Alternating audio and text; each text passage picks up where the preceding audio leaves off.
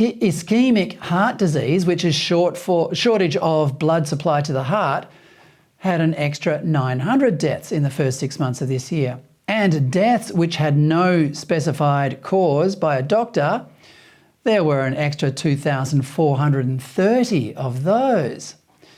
These are plain statistics, but for the human stories behind them, it helps to look at social media, where these stories are becoming increasingly widespread. Facebook especially seems to have reduced its censorship of this topic. It could be that Facebook is spooked by the imminent increase of freedom of speech over at Twitter when Elon Musk's offer to buy the platform is finally accepted. Whatever the reason, Facebook doesn't seem to be shadow banning the group Died Suddenly News, which has 110,000 members and is a repository for some incredibly heartbreaking stories. These are people who were coerced into the vaccine or taking the vaccine, or even went along with it because they had been convinced by the propaganda, and are now paying an awful price if in fact they're still alive. The disturbing thing about all this is the ease with which the medical industry went along with it. Australians might be discovering, with the benefit of hindsight, that the whole pandemic was an overreaction and the response focusing on a vaccine was misguided. But the medical establishment and some doctors and politicians seem to have yet come to the same realisation.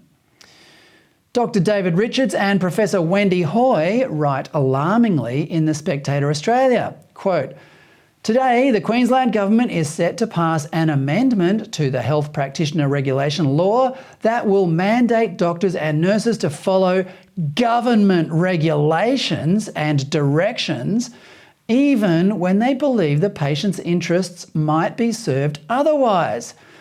Once legislated," the quote goes on, "once legislated in Queensland, the other states are likely to follow suit," unquote. This is a repeat of the policies that statistics suggest have already caused the deaths of thousands of Australians this year alone. Since when does the government have anything to do with the doctor-patient relationship? Where is the outrage about this from libertarians? And how did Australia become a place where such totalitarianism is perfectly normal? There's much agonising debate these days about Australian culture, whether we should allow an Indigenous voice to Parliament, whether we should become a republic, and so on and so on. But it would be more instructive to examine how we, like many other Western liberal democracies, submitted to the totalitarianism of the COVID lockdown, what it cost us, and devise ways of ensuring it never happens again.